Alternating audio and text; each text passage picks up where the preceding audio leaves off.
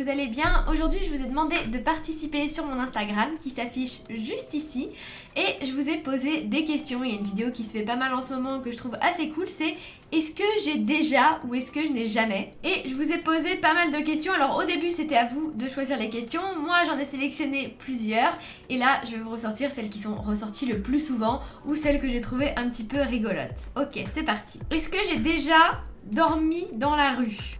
À votre avis? Alors là, il y a 28% qui me disent oui et 70% qui me disent non. Donc non, je n'ai jamais dormi dans la rue. Ça m'est arrivé une fois où j'ai failli dormir dans la rue, j'étais avec une copine parce que on avait fait croire à nos mamans qu'on dormait l'une chez l'autre, on avait fait une espèce de grosse magouille, j'ai fait ça une fois dans ma vie, mais heureusement, on avait réussi à se faire héberger par un copain de l'époque qui habitait en centre-ville et heureusement, parce que sinon je sais pas comment on aurait fait. À cette époque-là en plus on n'avait pas de portable, donc on était clairement à la rue. Voilà. La deuxième question, est-ce que j'ai déjà eu un accident de voiture? Alors là vous avez été 45% à dire oui et 55% à dire non. Alors vous êtes des amours. C'est vrai que j'aurais aimé ne jamais avoir d'accident de voiture, mais j'en ai eu plusieurs et surtout un qui m'a fait très très peur et où au final j'aurais pu totalement y rester. En fait, je partais en vacances avec mon copain de l'époque. On partait en voiture, c'est lui qui conduisait, j'avais pas encore mon permis. Il était à peu près midi, on partait de Bretagne et on allait du côté de Saint-Jean-de-Luz, on allait dans le Pays Basque. Et là, je sais pas pourquoi, je m'endors, parce que moi, faut savoir que quand je passe plus de 5 minutes en voiture, je dors.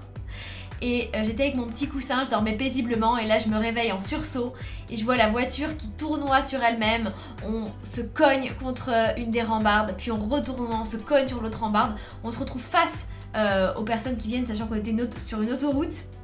Le flip total, je me suis vraiment dit à ce moment-là, ok, je vais mourir ou je vais finir handicapée. J'aurais pas dit à ma mère que je l'aime une dernière fois, du coup j'ai regardé mon copain. Et je me suis dit bon au moins lui je l'aurais vu une dernière fois et voilà ça y est, ma vie est finie, j'aurai jamais 18 ans, j'aurai jamais mon permis, j'aurai jamais ma maison, enfin genre je me suis fait toute une liste de ma vie.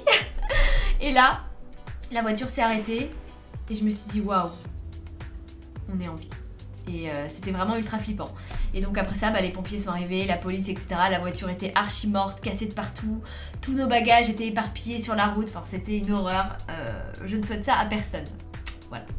Donc oui, j'ai déjà eu un accident de voiture. Question suivante. J'ai déjà fait tomber mon téléphone dans les toilettes. Comment vous dire? Alors il y a 58% qui disent oui et 42% qui disent non. Et vous avez raison, à 58%, j'ai déjà fait tomber mon téléphone dans les toilettes. J'avais pas fait attention qu'il était dans ma poche et que ma poche était toute petite. Je voulais aller me laver les mains et au moment de me relever, plouf, il est tombé. Et j'ai eu genre 2 secondes d'arrêt en mode qu'est-ce qui s'est passé? J'ai entendu plouf. Je regarde, mon téléphone est dans les toilettes, je me suis dit très rapidement, il va mourir, il va pas mourir. J'ai pas hésité, j'ai mis la main, j'ai fait je l'ai récupéré, je l'ai rincé, je l'ai nettoyé, enfin j'ai fait tout ce qu'il fallait. Et il a survécu. Il a survécu, mais oui, ça m'est arrivé une fois, en soirée. Question suivante. J'ai déjà fumé.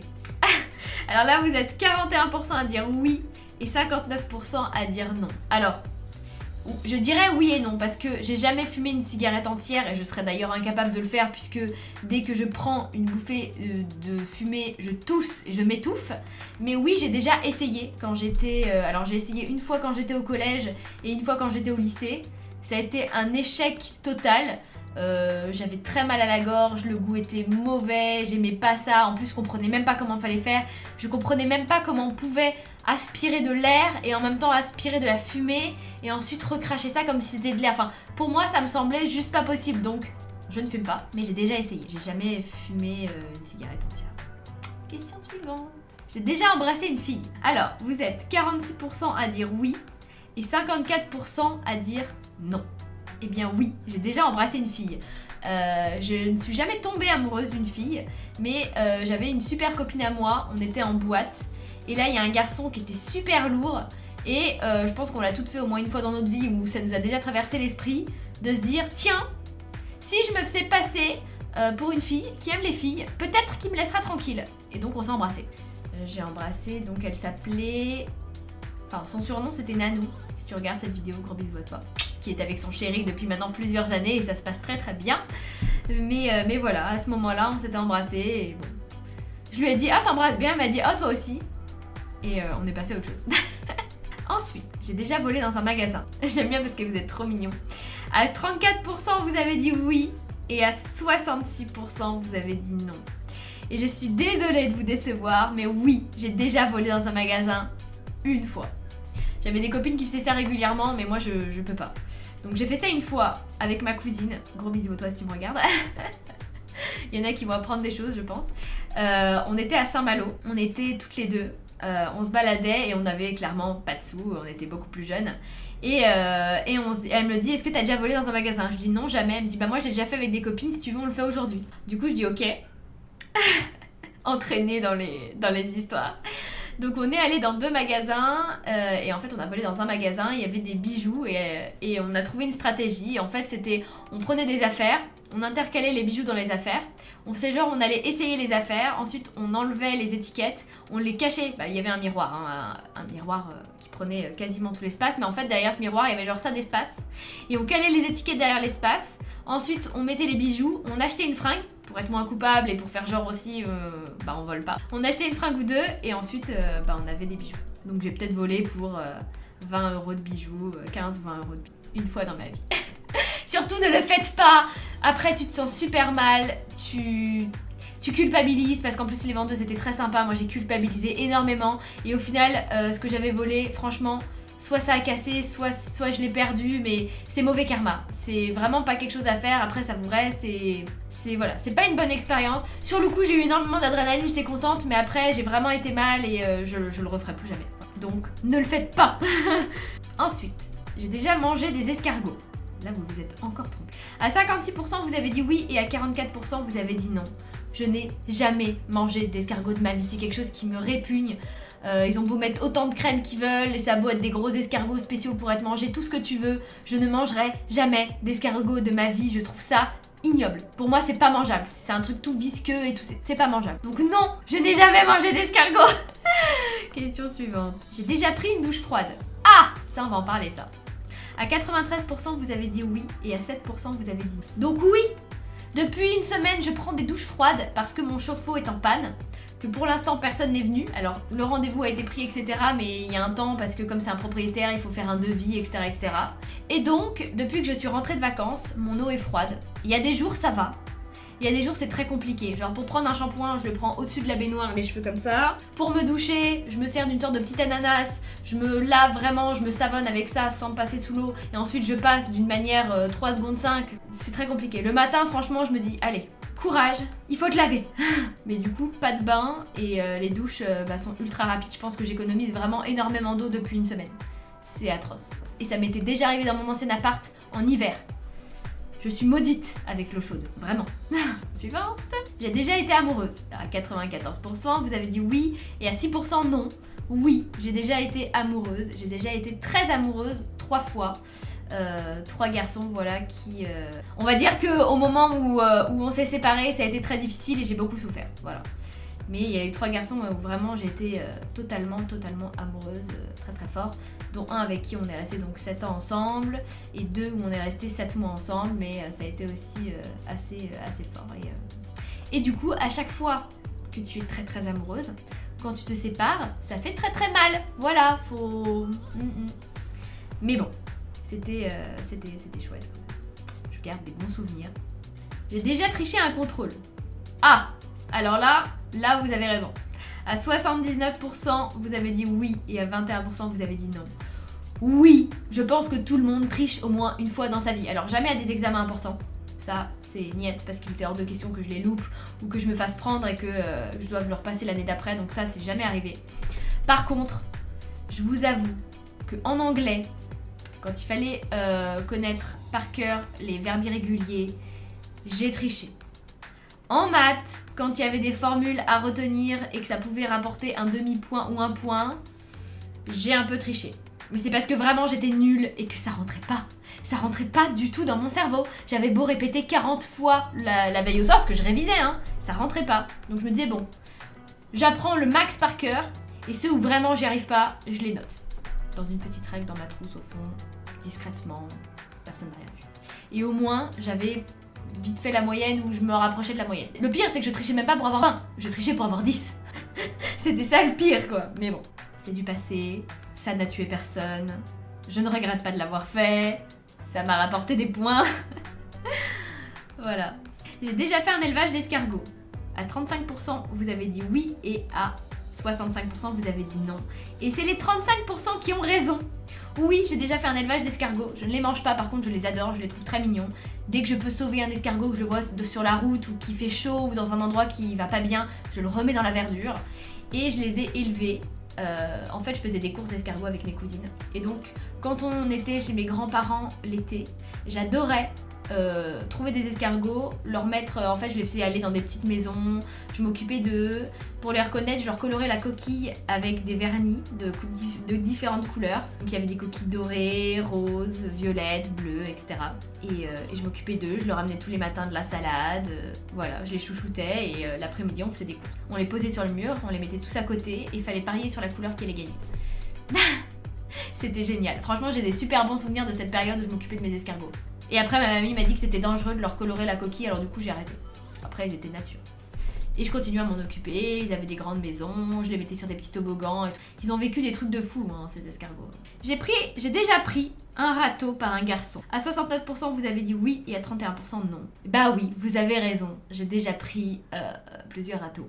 Voilà, ma période collège a été assez compliquée. Après lycée j'étais en couple, mais c'est vrai que collège, je plaisais pas quoi. Écoute, j'avais un appareil dentaire, des lunettes, une tonne de taches de rousseur, j'étais trop blanche, j'étais trop maigre, j'étais trop tout ce que tu veux.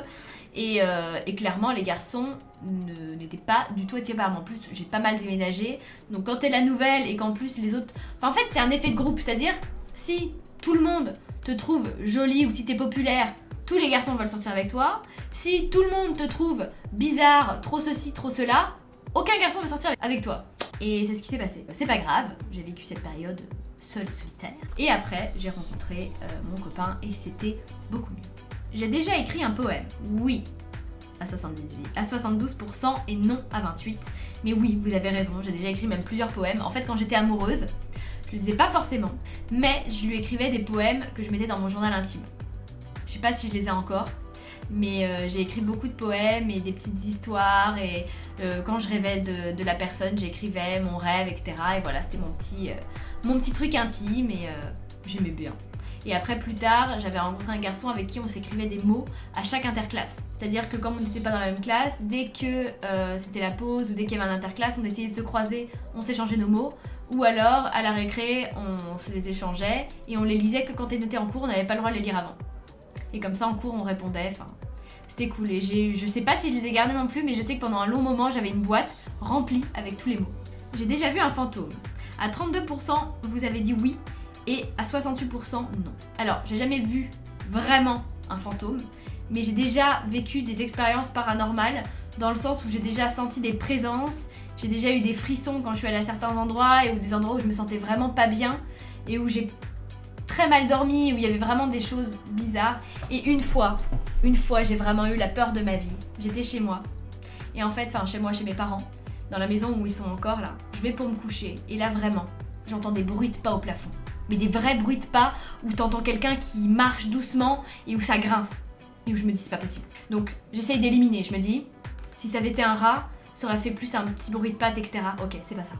J'ai dit si ça avait été ma mère ou mon beau-père, ils m'auraient prévenu, j'aurais entendu la trappe se baisser, etc. C'est la nuit, c'est pas possible, ils dorment. J'étais là, ok, bon, c'est pas eux. Après, je me dis, bon, si c'était une bestiole plus grosse.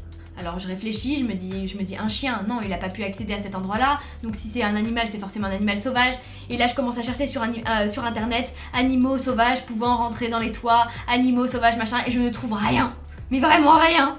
Et là, j'ai flippé, je me suis reconnectée sur internet. Je suis allée sur Skype, j'ai appelé un de mes meilleurs potes. Et je lui ai dit s'il te plaît, tiens-moi compagnie jusqu'à ce qu'il n'y ait plus les bruits et tout. Je peux pas sortir, je peux même pas aller jusqu'aux toilettes, j'ai trop peur. Je pense que c'est quelqu'un ou quelque chose et que ce soir il va venir me tuer quoi. Et je vais mourir, je vais vraiment mourir. Et pendant 3 heures, j'étais comme ça dans mon lit assise. Et dès que j'entendais un grincement, j'avais un sursaut. Le lendemain, j'en ai parlé à ma mère et tout, qui m'a dit mais non, ça doit être un animal sauvage. Je lui ai dit écoute, j'ai regardé pendant 3 heures sur internet tous les animaux. Je peux te dire que c'était pas un animal. Enfin voilà, et c'est vraiment la seule expérience que j'ai vécue qui était ultra flippante, mais j'en ai encore des frissons et je crois clairement en la vie après la mort, et je crois qu'il y a des personnes qui peuvent rester bloquées entre deux mondes ou qui peuvent être là. Des entités, sachant qu'il y a des entités pour moi qui sont, des entités positives, des entités qui vont plus être là pour essayer de protéger, qui sont juste un peu perdues et qui cherchent entre guillemets à passer de l'autre côté, mais qui sont inoffensives. Et des entités qui, elles, vont être vraiment plus virulentes, vont être mauvaises, néfastes, ou n'ont pas compris qu'elles étaient mortes et vont tout faire pour... en fait, s'accrochent au matériel, s'accrochent aux objets, s'accrochent à un lieu, et si elles sont mortes de manière violente ou de manière non expliquée, vont vraiment pouvoir te nuire et te faire du mal. Et c'est celle-là dont il faut se méfier. Voilà, après on y croit, on n'y croit pas, chacun a ses croyances et je respecte, mais moi en tout cas je crois en ça et je veux pas les embêter. Voilà, restez loin de moi. J'ai déjà pris de la drogue. Alors, à 16% vous avez dit oui, et à 84% vous avez dit non. Franchement, non, je n'ai jamais touché à aucune drogue. C'est quelque chose qui ne m'intéresse pas. Ça peut créer des gros problèmes neurologiques, des gros problèmes de santé. C'est très cher. En plus, pour les utiliser, soit il faut faire passer ça par le nez, soit il faut se piquer, ou alors c'est des choses qui peuvent après te rendre très mal. C'est-à-dire que peut-être au moment où tu prends ta drogue, tu te sens bien, mais après tu peux te sentir très mal. Tu peux en plus après être en manque et devoir être obligé de consommer ce genre de choses. Non, clairement, je ne veux rien toucher. Je sais que sur Paris, j'ai entendu parler, il y en a pas mal qui consomment des choses, etc. aux soirées. Moi, ça ne m'intéresse pas du tout. Je reste très très loin de tout ça et je veux pas en entendre parler. Donc vous avez raison à 84%, je ne touche à rien. Rien du tout. Et je crois qu'on a fait le tour des questions.